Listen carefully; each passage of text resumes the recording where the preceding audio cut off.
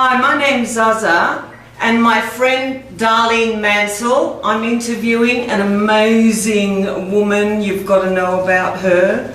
What does women's wisdom have to teach the world, and specifically Australian Aboriginal women's wisdom? We're in Tasmania, by the way. Well, I think personally, if we were to ignore any aspect of womanhood, we're not going to advance or progress anywhere in the world as a society of human beings. So, and Indigenous women, because we have such intrinsic cultural practices and knowledge, which, you know, as I keep on reminding everybody, Australian Aboriginality is 40,000 to 60,000 years old. And again, to draw on the analogy of Anita Roddick, if we are to undervalue or dismiss Indigenous cultural beliefs, value systems, it's like, and our stories, of course, it's simply like burning down libraries. And so I think, like they did with the witches in the Western world, they burnt down the libraries. Exactly. All right. of that wisdom that those women had because they were healers, which means crafting wisdom. Absolutely, yeah. And I think for the continuation of a valued society, I think women, and particularly Indigenous women, can share with other women around the world, and of course in terms of dealing with men, about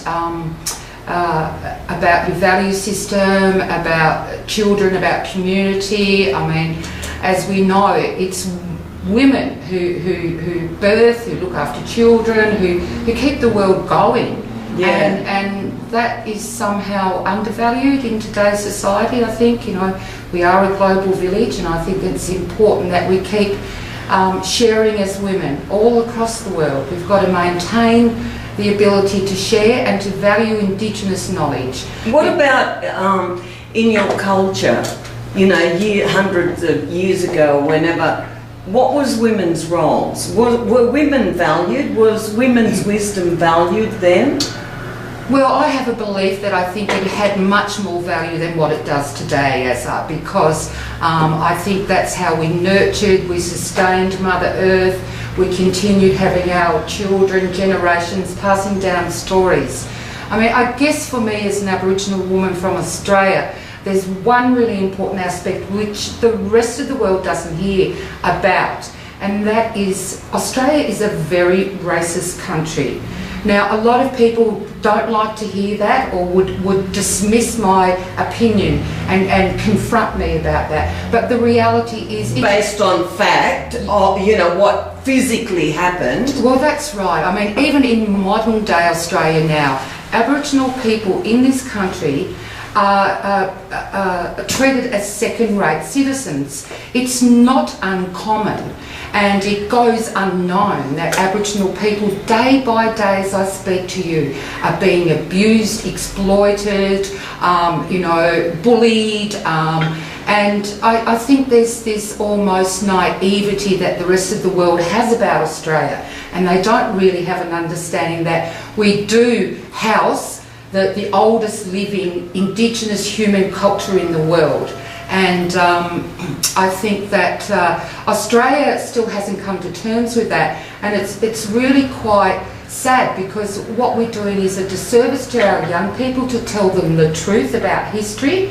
We've got to know the past. Absolutely. To know where we are now, where we're going. And, you know, I understand there are a lot of casualties of history who don't know where they come from, and are really craving to find out that journey. That's what life's about. But I think that there's a great misunderstanding about the lucky country, Australia, that we haven't got a lot of things right in this country, and we need a big shift and a big change. And, you know, I still feel that's going to happen. I mean, I'd like to think, you know, being labelled a difficult woman all my life, basically... Good on you. Yes, I'm proud of that, actually. Is that some of the activism I have done has actually helped create change. Absolutely. Difficult woman actually means going against the social norm, which is suppression, oppression, castration from your tribe, from yourself as a human being, right? That's what difficult woman means. And I think, well, I take it as a compliment. So I'm certainly not offended. I don't mind, you know, being labelled. We're all labelled, but I think that's a you know, a truth label for me. I mean, I think as I was growing up as a young woman, and when I became sort of involved with pure activism in terms of standing up politically as an Aboriginal woman, as a black person in this country, I think one of the characteristics that I hold, or is part of my human nature as an individual woman, is that I don't have a fear policy. I'm sort of grew up always feeling quite shrouded or clouded that, you know, you can't do this or you can't do that. But, you know, it's been important for me. It's that true thing about where I draw my faith from. Some of my confrontationalist activism, if I could call it that, in the 70s and the 80s, that's come about because of this little, I guess, stream of my personality, which is, okay, no fear policy. Really, at the end of the day, unless through sort of a health situation, I mean, the only thing that could really kill me or shut me up would be a gun. But I just believe that we need to I think we fear ourselves more. Yeah. And the ability of what we have and what we can achieve as individual That's women. successful colonisation, isn't it? Absolutely. Where you become scared of your own power Wow. and your own voice and your own truth. Great colonisation. Give me an example of some noise that you made that changed things. Oh, I think about this quite often. Well, not quite often, but when I'm sitting down reflecting, I think as a local woman who's from Tasmania, and the identity crisis that we were put through, the denial of who we are, of our cultural beliefs and practices. Quite a few years ago in this country, in the 70s, there was a very, very big campaign, and it's still active because it's still happening, and it was called the Aboriginal Deaths in Custody campaign, because basically Aboriginal incarceration numbers and rates are higher than anywhere in the world. So per population, Aboriginal people in this country were being put in police and prison custody, and they were fatal outcomes. And to this day, there are situations where still prison or police have not been brought to justice for killing Aboriginal people. Yeah. So we had a Royal Commission in Australia to review the legalities of how Aboriginal people were treated in police and prison custody. Now, that Royal Commission found that, as a bare minimum, for police and prison, Aboriginal people are not to be placed in police or prison protection or custody for minor offences. Yeah. Now, I live about an hour's drive from Launceston City, so I live in the country, and I was coming into Launceston, and I got into Launceston this morning and found out that 2 Aboriginal men from our community, who really were alcoholics with no violent intent whatsoever, they were simply having a drink in a public place, in a square which is locally accepted and known. Well, these 2 Aboriginal men were picked up and placed in prison custody, and it seemed to me that we just had the handing down of the recommendations of the Royal Commission, and the local police force I thought it was a challenge. They were bringing it on to say, well, we're not going to conform as Tasmanian police force, so we're still just going to do what we've continued to do. And I met up with a few of my mob, as we call each other, the community, and we're at our local Aboriginal organisation, and I said, hey, if we don't stand up to this, we've really got to make a stand in our local community here. So the long and short, we had a brainstorm, and we thought we would march the main streets of Launceston and go down to Central City where we have a big mall, and we made an effigy of a policeman, and we actually put a pig's face, because that's a reference to a cop.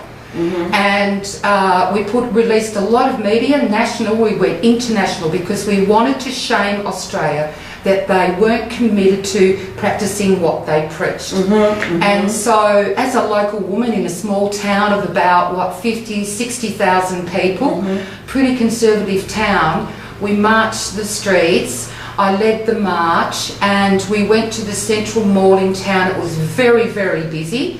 All the police were waiting on the outskirts of the town. They knew they couldn't come to arrest us because we hadn't broken any law, so to speak.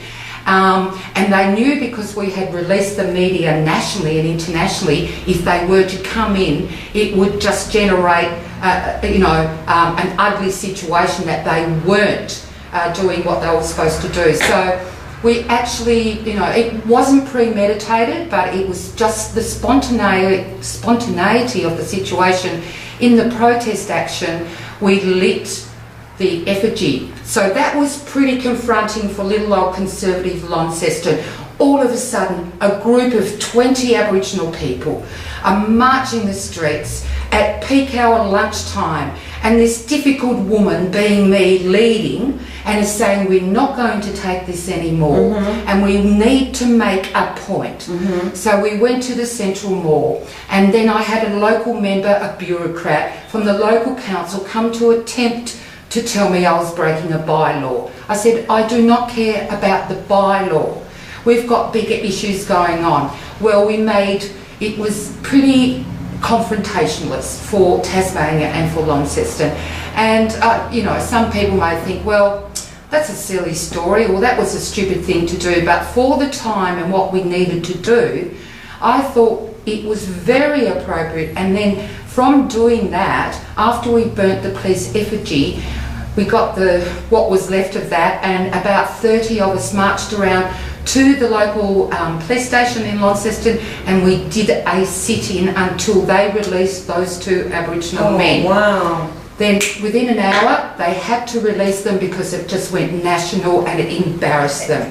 So I was really quite pleased with that little bit of action. Yeah. And I think there's a better situation, dare I say, it's a better situation in Launceston now with the relationship with police.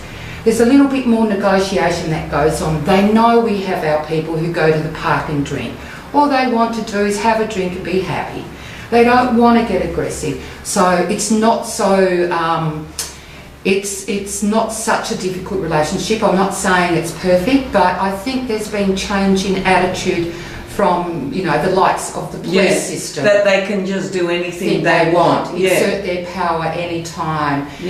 So, I'd like to think that actions like that, which I was part of, and other people, they've helped over the years just create a shift in attitude in this state. Yeah, that's fantastic. Yeah, obviously. There's a place for that confrontational activism. Yeah. And dare I say, most of the protests that I've been involved in on that level, when I think about it, it's been the woman's energy that's the driving force behind this protest action. I mean, the boys or the brother boys or the men may come and join us, but I'll tell you now very clearly, it's that woman spirit that is the driving force, that has the no fear, because of how we've got to live continuously. And we are a very strong Aboriginal community in Tasmania. We're certainly misunderstood even by the rest of mainland Australia. But we have a reputation, we have a history in Tasmania of being quite politically strong and part of the national movement. I mean, things have shifted in this country, but for example, in 1988, it was a bicentennial year in Australia. So it was Australia celebrating its heritage, its birthday, colonial birthday. 200 years, 200 years, that's right, of working together. And so we did a very big national Aboriginal protest in this country, where Aboriginal people from all around the country were driving, walking, hitchhiking, any which way to meet in Sydney, where they were doing a reenactment of the British ships coming in to save us. And I think there was in excess of 20,000 Aboriginal people that marched, that got together as the white people in the country were celebrating the colonial history. And I think that was so bold. I think it was important for the world to see that, because you see protest images and actions from around the world. Yeah. But in terms of Aboriginal people in Australia, you might see a little slice of a protest here or a little peak there. But that was an amazing energy. And Australia had to, in front of the world, realise that they weren't going to get off the hook, that white Australia does have a black history. Yeah. They've got to deal with it. Yeah. What a shame. How small, you know. I mean, there's this amazing ancientness, you know, and to cut all of that off and think it's meaningless. It's incredible.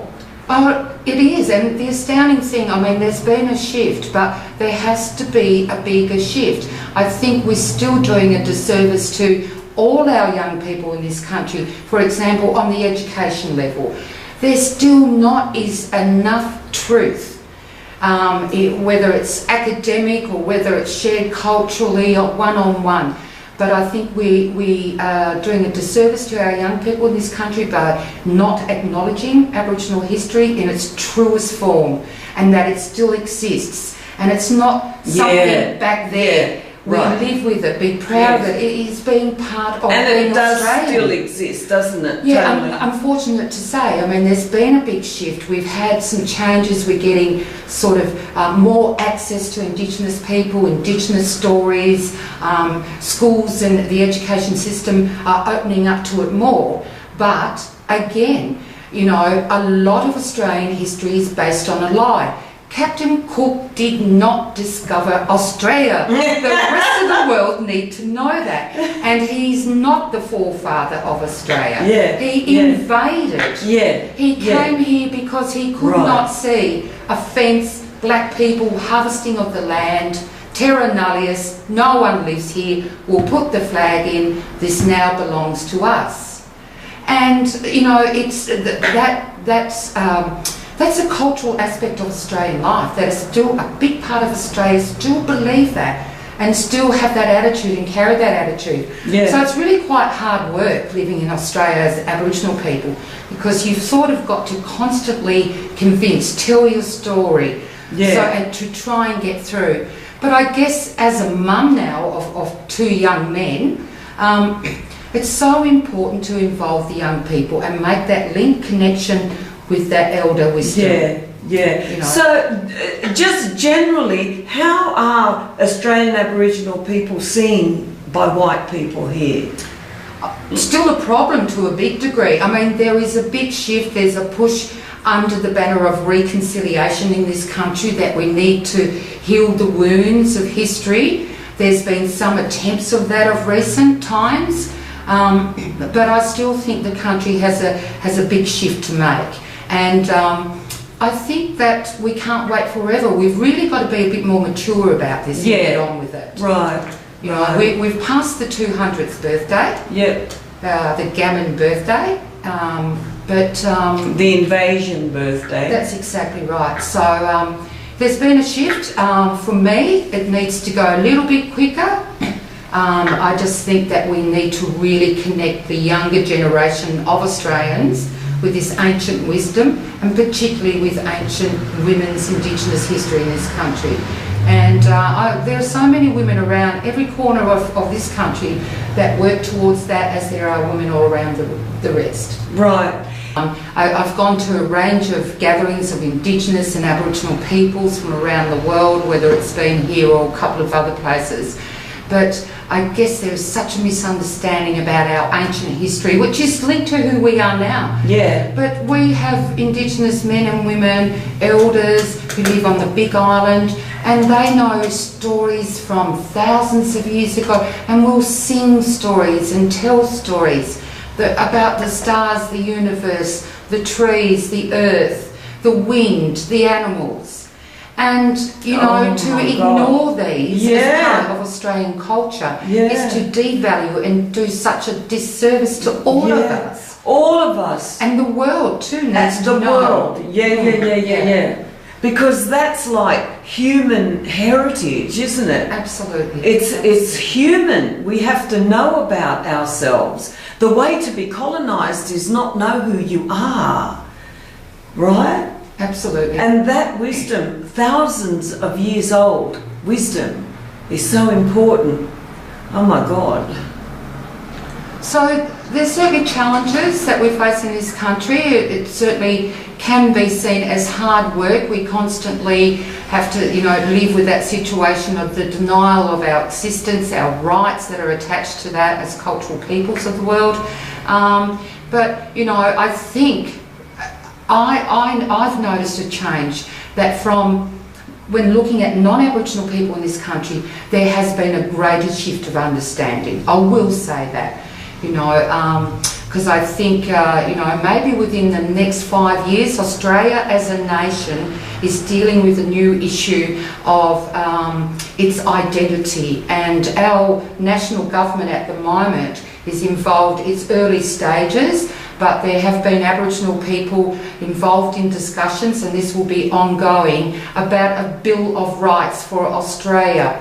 And in talking about the identity of this country, the Aboriginal people involved obviously are committed to making sure that the preamble of that Bill of Rights acknowledges Indigenous peoples and rights and history in this country. So, I'm hoping in time to come, whether I live through it or not, we will become a republic. We will become detached from the empire. Mm-hmm. I think that's important for our growth as a nation, and in that, I'm really hoping that, for all the years of hard work that all my ancestors have done relative up to some of the work I have done and the work that's yet to be done, I think we can all feel proud and satisfied that we helped create that change. Right. So, and I think that's important for Australia's future. Yes. Yeah. I think that you're going to, the rest of the world may get a greater understanding of what Australia really is, who its people are. Yeah. That attitude, that male, misogynistic attitude that obviously wants to just keep women in their place. Yeah. And I think it has to come to an end, doesn't it? That's the life is screaming for that. Yeah. Level of consciousness to come to an end. Mother Earth is screaming for the end of that. So I think that's got to be a big shift in our politics. I mean, when you look at politics generally in Australia now, we have a lot more women. We are now getting to the point very soon, our first Indigenous woman in national politics. I think that's going to be a pathway for other Indigenous women. I mean, who knows? In terms of a prediction, we could have an Aboriginal party, political party that may, similar to the Green movement around the world, may take on its representation of it. I don't know, but I'd like to think that would be a good thing. Yeah, is there anything happening for that to manifest? Well, I mean, we're such a small percentage of the population in Australia, but because we're attached to the oldest living, practicing culture in the world, I think it's significant that we ought to be part of a new Australia on that level. But, there's been a few attempts by different Aboriginal individuals or groups of Aboriginal people to be involved at that political level. And I think that will go on, but... that's fantastic. Whether it will be representative in that political sphere of, having your socialist parties, whatever. But I think that we're slowly getting there, and I think, the fact, whether people like her or not, the Prime Minister of Australia being a woman, the first female Prime Minister, and I think, the amount of women now, as I said, getting recognised, being involved, making important decisions. Why is it that it's the women that have held the substance of your culture? Well, we're the nurturers. We're Mother Earth. Earth is our mother. We are of the same. And that may sound dreamy or whatever or romantic to people, but, it's that woman spirit that's universal, that comes from Mother Earth, and You know, I think we've been blessed. We are the creatures, we are the goddesses. You know, I don't think men have the ability to do that, to be quite frank.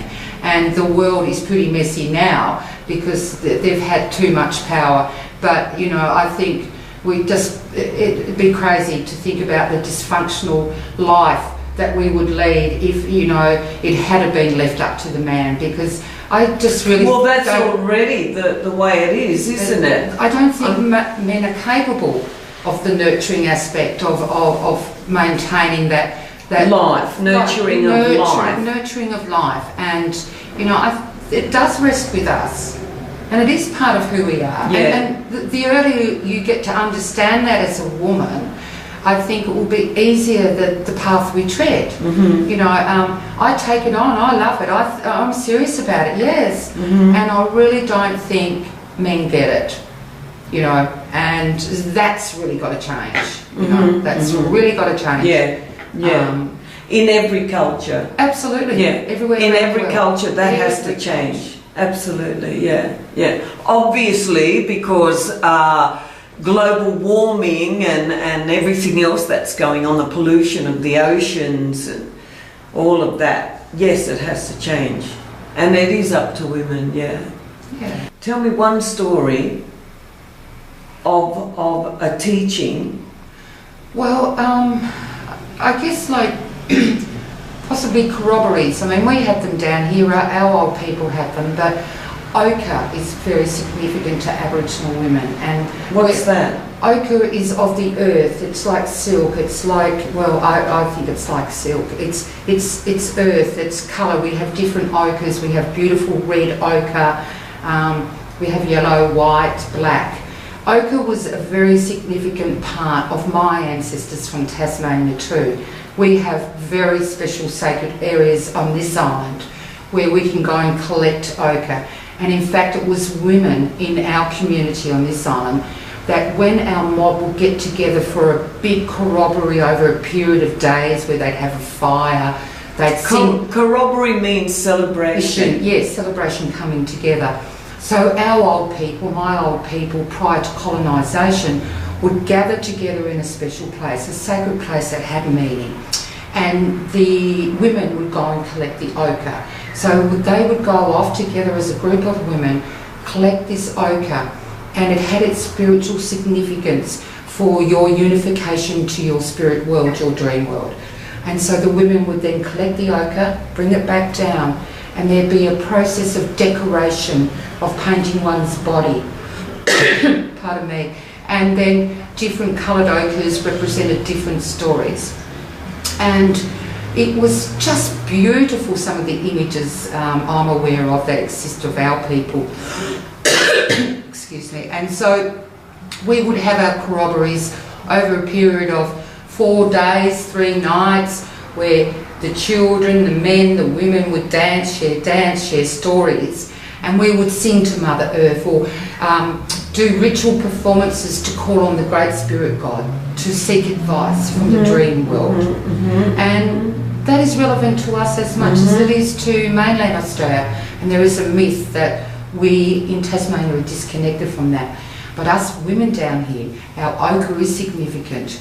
It gives us strength. If I wear ochre, I'm in a really comfortable place. I can feel that I have this extra strength, that is just so deep and ancient. I'm thinking, wow, you know, 7 generations ago, my old women were doing similar things, Darlene, and this ochre, and it just gives you that power and that strength, and it's the symbolism. So that's important to us. That's women. Beautiful. Yeah.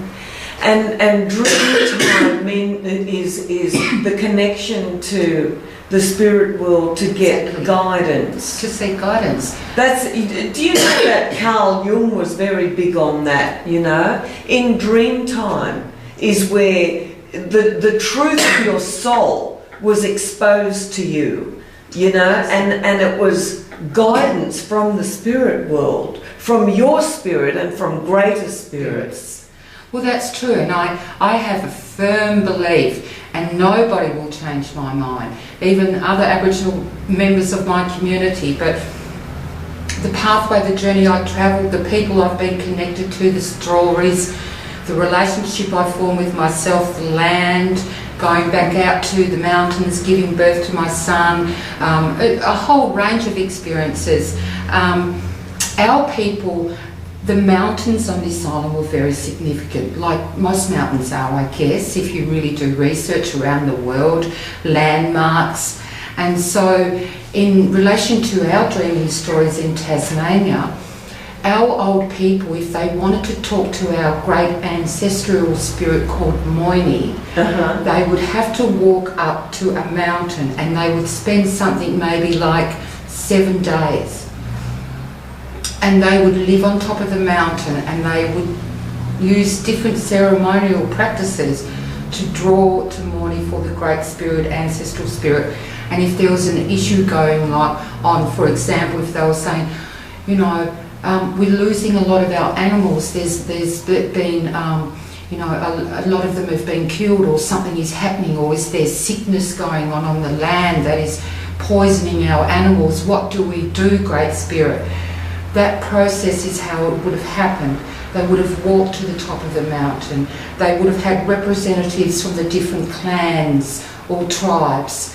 And then those nominated people, senior people who do the communication, would go to the top of the mountain, and they would do very sacred ritual, and then they would enter a sphere of dreaming into the dreaming world, dream time.